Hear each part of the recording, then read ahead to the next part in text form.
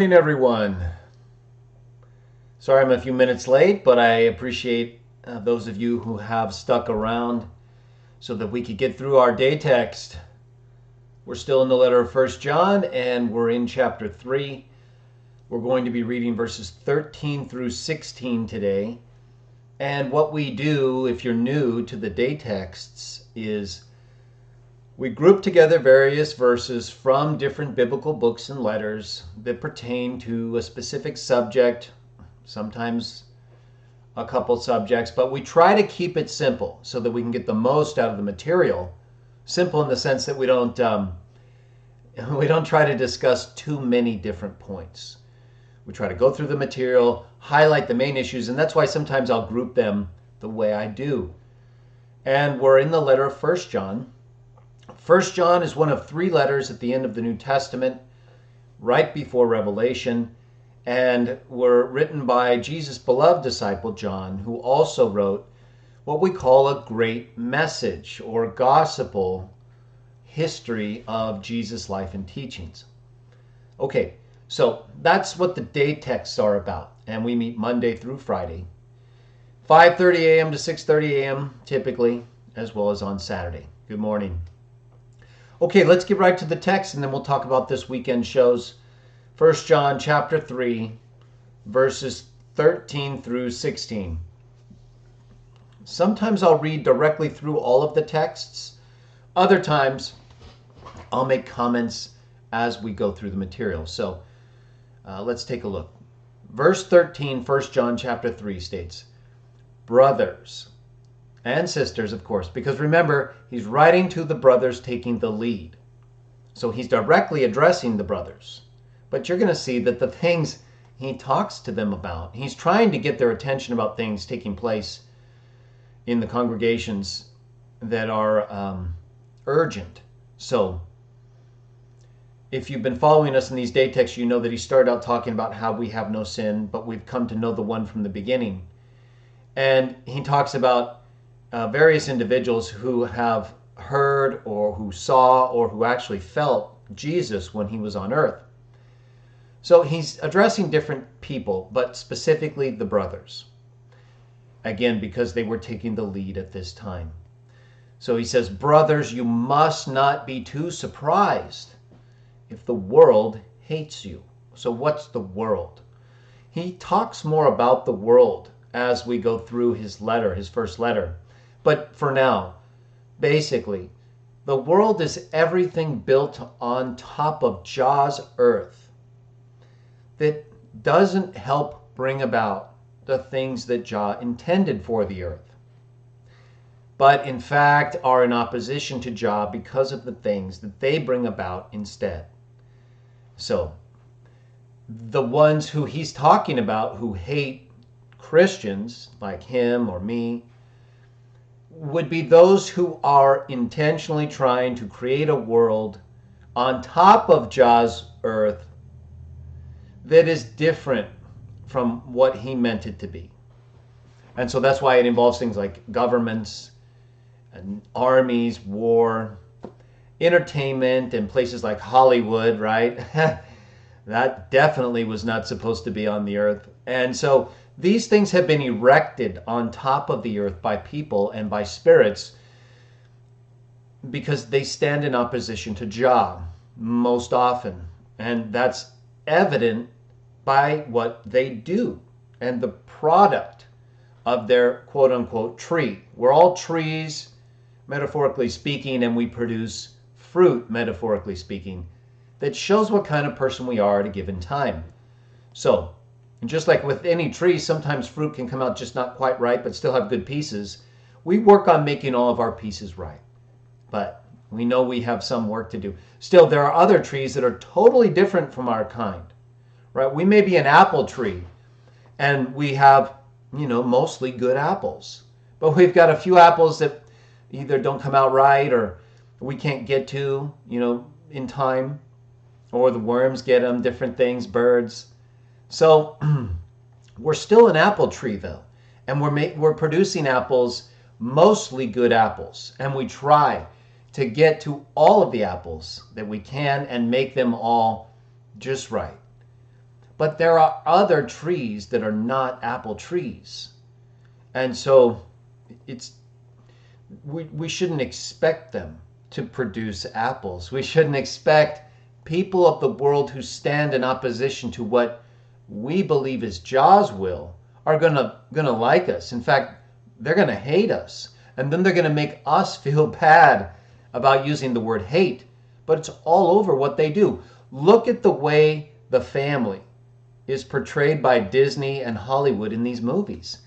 Look at the way relationships are portrayed. You have lesbian relationships, homosexual relationships, replacing male-female relationships when neither lesbians nor any homosexual can produce children unless they go through a process of adoption or in vitro fertilization. My point is, it's not the normal way. It's not the couple's way. They have to go through extended processes just so they can continue to abuse each other's body, and in my opinion, mind and emotions and spirit, because it damages you when you're in a relationship that doesn't facilitate the way you were made. And that's what I mean and what John means by the world. They're facilitating things that aren't how we're made or that are not according to Jah's earth. That's who hates us, and that's why they keep doing these disgusting and terrible things. That's why they promote all this stuff. If you listen to the music today, and we all have to some extent a little bit because we're in various places, or go to these movies, I mean, the majority of what they're presenting is so terrible, and they're not happy at all. You look at some people like Ariana Grande. She would be considered a major figure in the world of entertainment. She is depressed more often than not, from what I can tell. She had a failed relationship with one of the biggest losers of all time, Pete Davidson, that lasted 2 weeks. And now they have tattoos that'll last the rest of their life. Who's following them? Yet their music is designed to cast spells on all of our children and us as well, with the lyrics, the beat, all the garbage. Of course, we like the sound of certain things, but they're filling our heads with garbage. Why don't they take those same beats and sounds and do something right? Talk about good things. You mean to tell me that's all you can talk about in life? Homosexuality and sodomy and pedophilia and the devil? I mean, it gets to a point where it's so ridiculously over the top. I think even the world is getting tired of the world. So we shouldn't be surprised if they just keep hating us. And then when we disagree with them, like if the way I talk now, because I point out that homosexuality is very bad for you, and the evidence shows that, you can do what you want. I'm not going to stop you. You should stop yourself. You should be the one telling yourself, hey, this is bad for me and for this person I'm having sex with. I'm going to stop doing that now. That's for you to do. I'm not going to run your life for you, but I'm going to tell you what is correct according to the evidence. And if you don't want to accept it or talk to me about your evidence, do what you want. No one's stopping you. And no one's going to stop us either. They may try. They may hate. They may disagree with us because we point out the things that we don't think are good for anybody, even them. Look at people like Jussie Smollett, who clearly was involved in an operation designed to pit white people against blacks, to pit one political side against the other, Trump supporters against Democrats. This guy was busted setting up that whole sham of paying off 2 of his associates to attack him, who were black, and they just didn't know they were being surveilled or on camera. And the whole thing is ridiculous in every way, and yet he got off because of his association with Michelle Obama and these other Democrats and people who promote this abusive lifestyle. Jussie Smollett is a homosexual. Barack Obama is a homosexual. I'm pretty sure Michelle Obama is a homosexual or bisexual, whatever. They're pansexuals. They're everything they can be sexual, from what I can tell. And that's why they're getting off. See, the world does not hate Jussie Smollett. That's why he got off. The world does not hate Ariana Grande. That's why she's not made out to be a complete moron for going through a 2-week marriage and now having permanent tattoos with someone who's clearly a moron. Either way, that's who the world promotes. They hate what is good, they love what is bad. So we should not be too surprised, right? That's what John's talking about. They had to deal with the exact same things, just different people and times. Let's move to verse 14. We have come to know that we have changed from a state of death into a state of life because we love the brothers. The one who does not love remains in a state of death. These people claim to love the people of the world. How can you love someone when you're abusing their body? It's not just a question of a habit you may have. Sodomy is abuse to yourself and another person. It's obvious. Everyone knows it. Every anatomy text and physiological text that describes the function of the body shows it. Yet these people claim to sodomize each other for love? How's that possible? It's not possible. It's a lie. They lie to the person and possibly themselves, dissonance, in order to pleasure themselves without thinking of the consequence. And then the consequence comes and then no more pleasure. Either way, that's who they are. We don't have to be. Why would we? Who would want to be someone in an abusive relationship or promoting an abusive relationship and calling it love? Give me a break. Each person, verse 15, hating his brother is a murderer of mankind. And then I note to compare John 8:44. But let's move past the bracketed comments. We have come to know every murderer of mankind does not have unending life remaining in him. Verse 16, by this we have come to know love, because that one laid down his life on our behalf. And we are required to lay down our lives on behalf of our brothers. So, there's a lot of good information as usual in these texts. We've talked about the world. We'll talk a little bit more about the state of death into life because we know we may have to die. But see, I never think of death. And I always think of life, like I'm sure you guys do, unless you're just questioning different things or going through experiences that disconnect you. But typically, if you're a Christian, I mean, you can't read the New Testament and the promises that are given without thinking of life and Jah as life. Life that gave life to life. Everything is life. Without life, what is there, right? Just maybe material things that are just there if Jah allows it. But life is what it's about. Life is why we're here. We are in a state of life, not death. So keep that in mind and do not forget. Don't let the death, look at the, speaking of these movies and things, I mean, it's like Hollywood is like a death cult.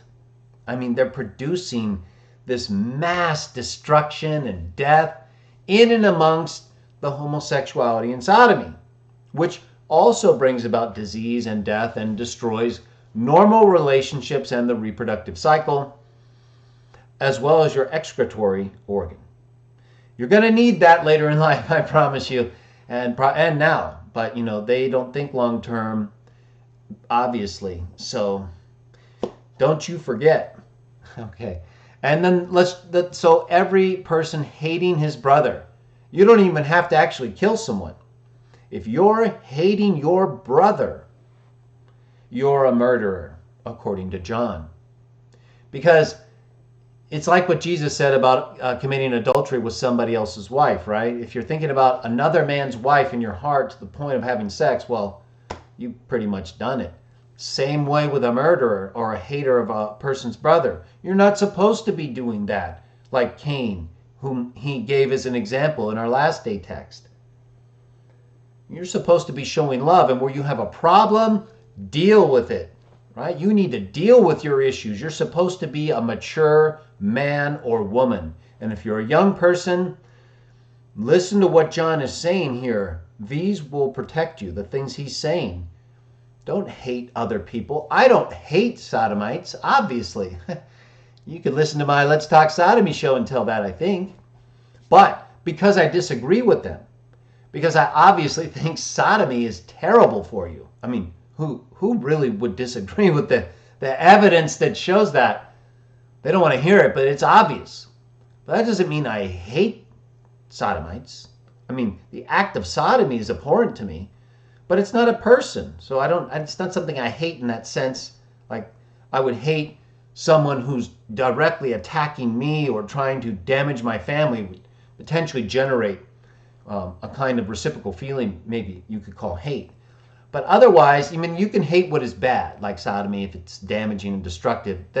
You can't have that kind of hate, because hate is really a disdain for an act or a person. You don't like it. You reject it. It's abhorrent to you. It's repulsive. You hate it. That's what I'm talking about. But we don't hate people who just do things that we think involve something bad that we don't like. People can do whatever they want, and they may do some good things that we would then also say that's a good thing, right? So hating is not an all-encompassing feeling towards someone that just covers them head to toe. We can hate their actions, we can hate the things they stand for because of the consequences that follow, right? Who wants to see someone die or be in pain or abused? You don't hate abuse? Who doesn't hate abuse? Whether it's domestic abuse, child abuse, or anal abuse. I say they're the same because often they'll involve the anus, but even just between partners of adults in sexual relationships, you're abusing that person's anus. I'm talking about sodomy in the modern sense. As we know from our discussion, originally it just involved abusive male attraction to other males who weren't reciprocating that feeling, which eventually, usually, leads to sodomy in the anal abuse sense. But who does not hate abuse? I'd like to hear from that person. Anyone.